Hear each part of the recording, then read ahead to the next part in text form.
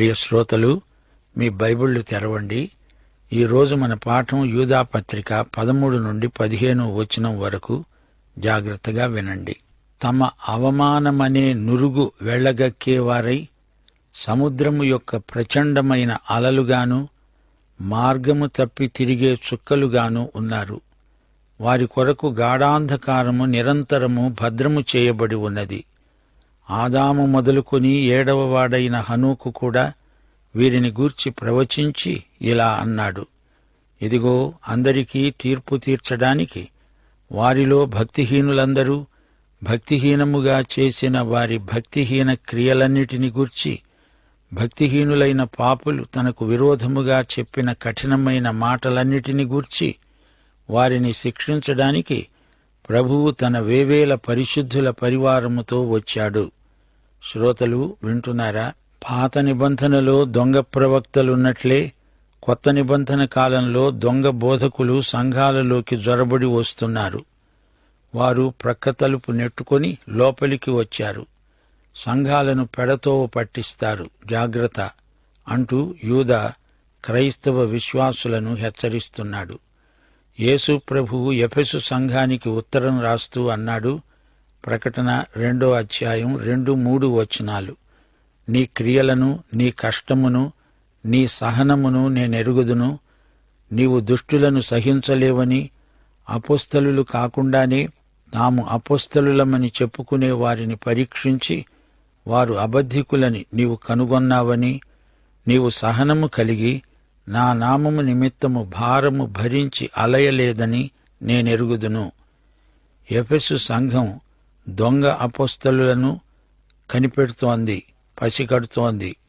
యూదా అంటున్నాడు, ఈ దొంగ బోధకులు నిర్జల మేఘముల వంటి వారు. వీరు దేవుని వాక్యాన్ని వివరించలేదు. వర్షించలేని మేఘాలు ఎందుకు దండగా? అంతేకాదు, వీరు ప్రచండమైన సముద్రపు అలలు.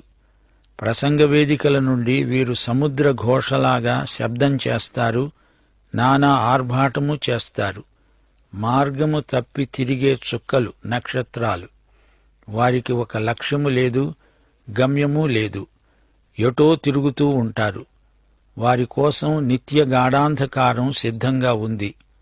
అనగా ఇది నరకం. అగ్ని నరకానికి సంకేతం. అలాగే గాఢాంధకారం కూడా నరకమే.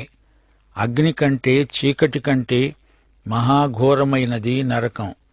అనగా అక్షరార్థమైన అగ్ని కంటే, అంధకారము కంటే నరకము మరీ తీవ్రమైనది. పాపి అయిన మానవుడికి మరణానంతరం కలిగే శిక్ష ఎంత తీవ్రమో, కఠినమో ఊహించలేము. ఎవరి హృదయంలో దేవుని వెలుగు ప్రకాశిస్తుందో వారు భౌతికమైన వెలుగునందు కూడా ఆనందించగలరు.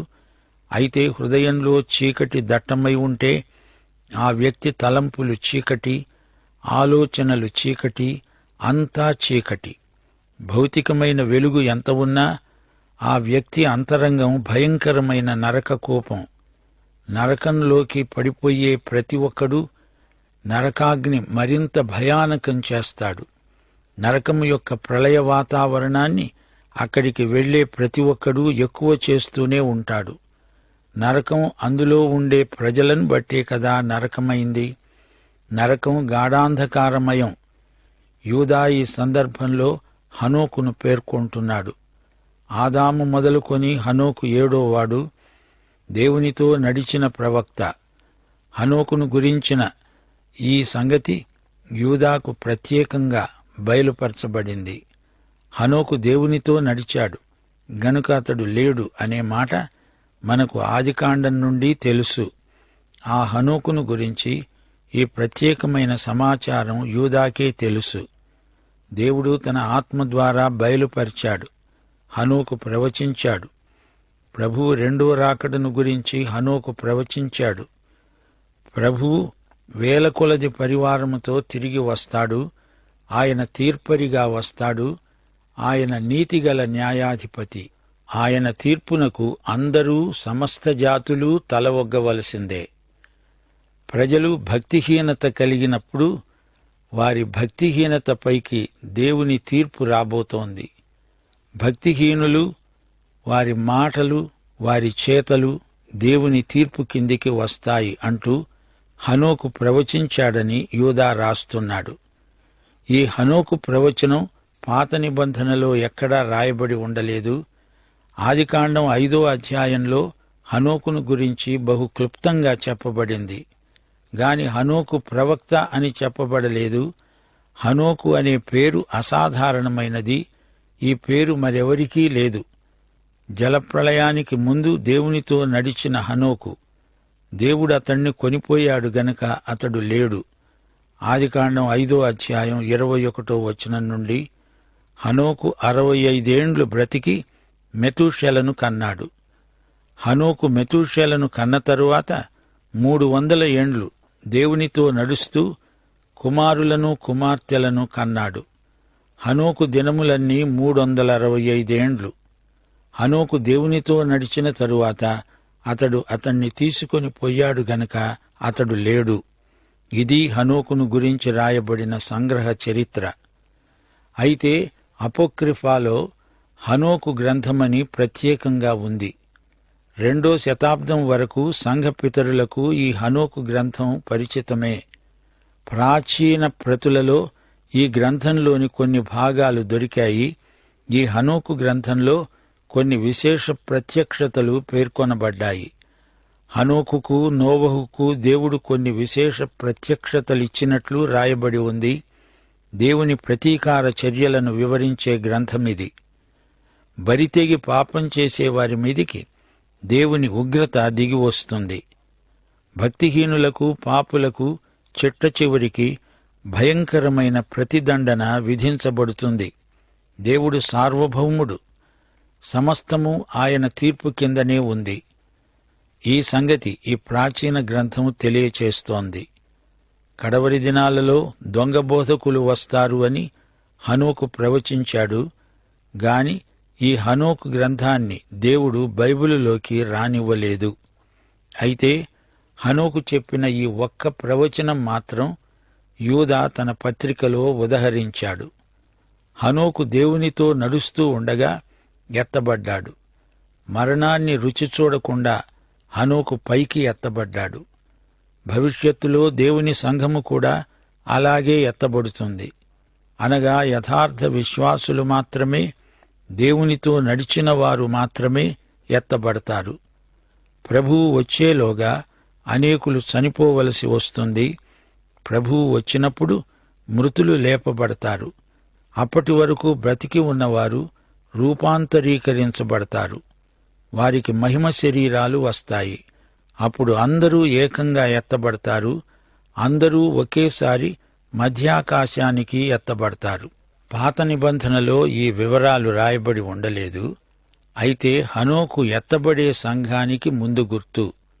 హనోకు ఎత్తబడినట్లే ప్రతి యథార్థ విశ్వాసీ ఎత్తబడతాడు. జలప్రళయం రాకముందే హనోకు ఎత్తబడ్డాడు. అలాగే అగ్ని ప్రళయం రాకముందు సంఘం ఎత్తబడుతుంది. మధ్యాకాశంలో ప్రభువును కలుసుకుంటుంది. మహాశ్రమలు రాకముందే సంఘం ఎత్తబడుతుంది.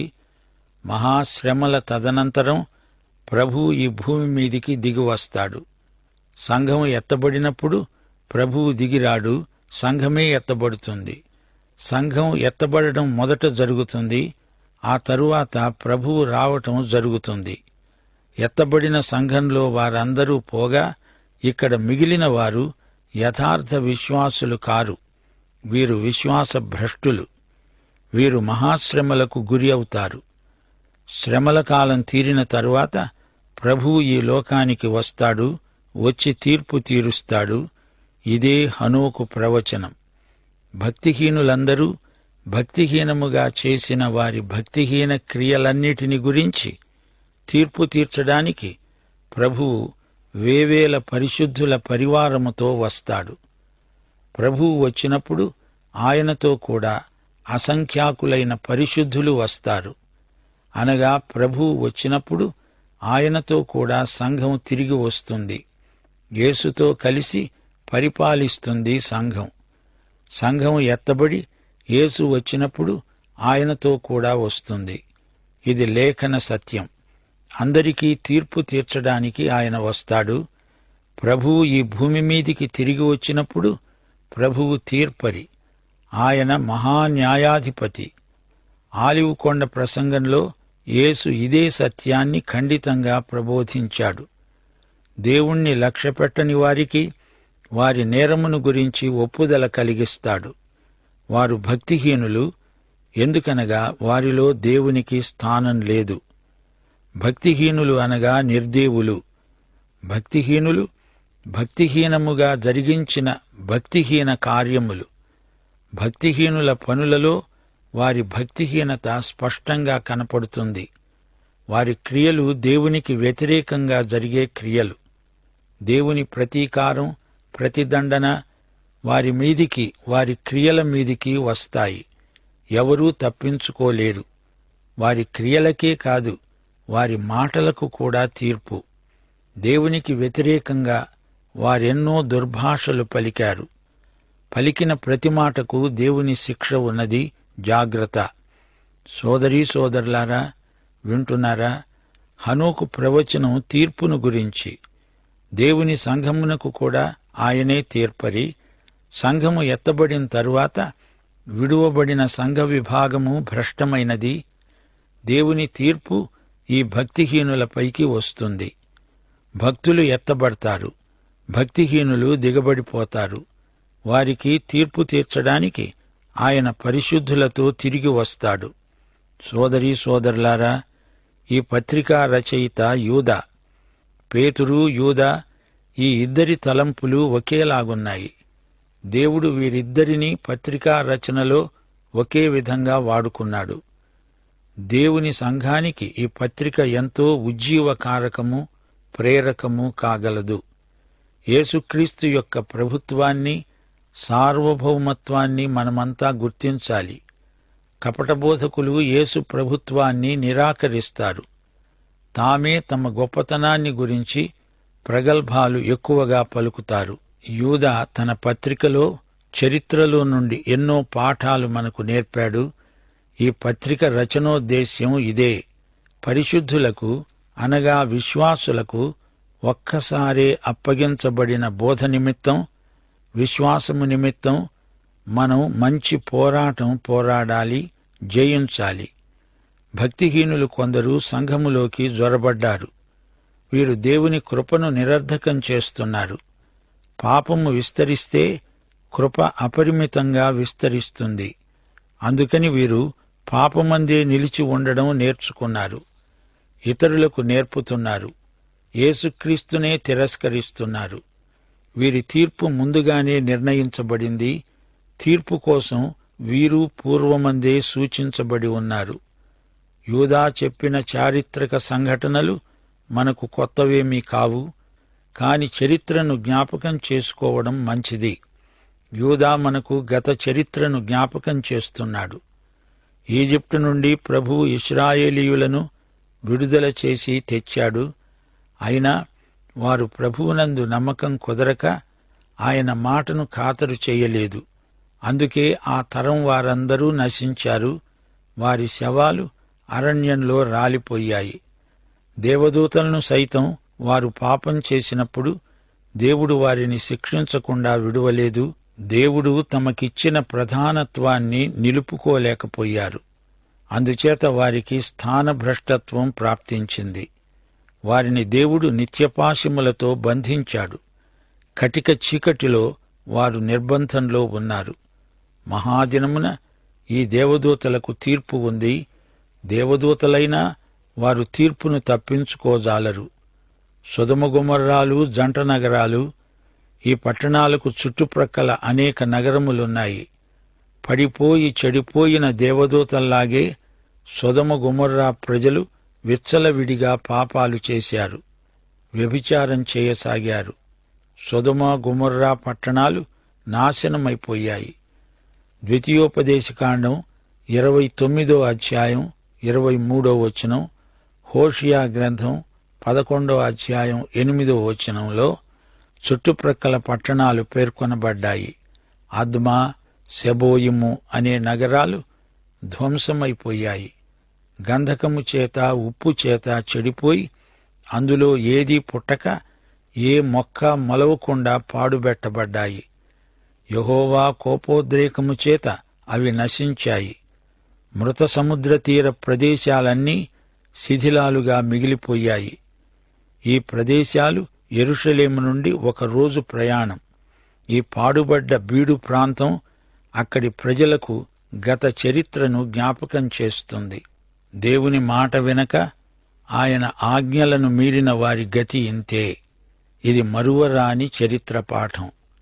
సంఘములలోకి ప్రక్క తలుపు తెరుచుకొని వచ్చిన ఈ కపట బోధకులలో కొందరు సొదొమీయ పాపానికి బానిసలైన వారున్నారు.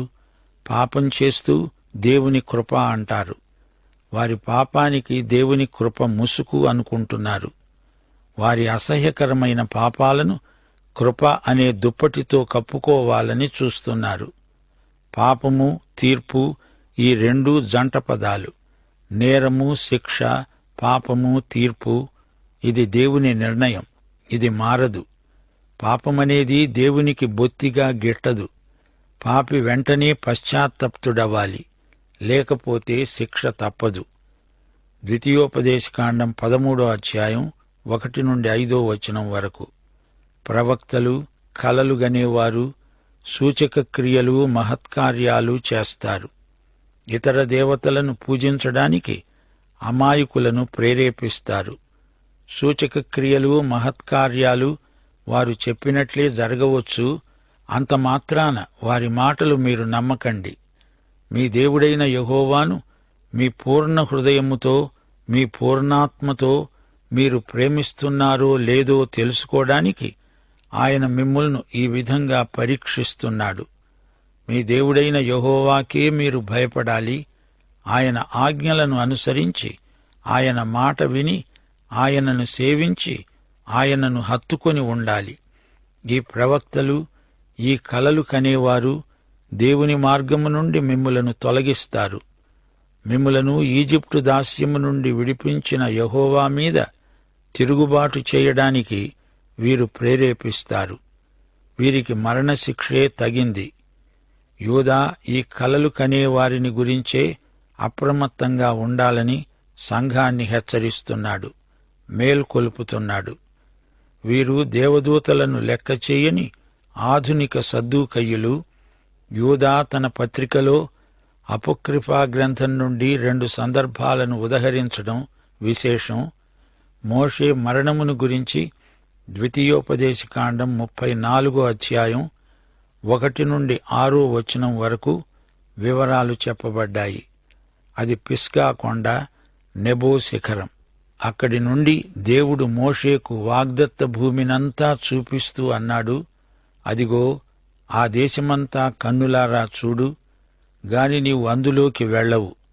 సరే, మోషే శవం అక్కడే ఒక లోయలో పాతిపెట్టబడింది. అతని సమాధి ఎక్కడ ఉన్నదో ఎవరికీ తెలియదు.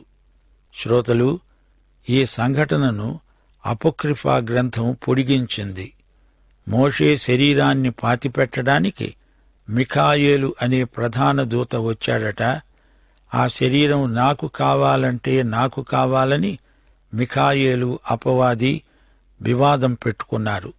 అపవాది అంటున్నాడు, శరీరం అంటే పదార్థం, అది భౌతికం, భౌతికం మీద నాకే అధికారముంది, గనుక ఈ మోషే శరీరం మీద నాకు అధికారముంది. అపవాది మరో కారణం చూపుతున్నాడు. ఈ మోషే ఒకసారి ఒక ఈజిప్టు మనిషిని చంపాడు. ఇతడు ఒక హంతకుడు. అందుచేత మోషే శరీరం మీద నాకు హక్కు ఉంది.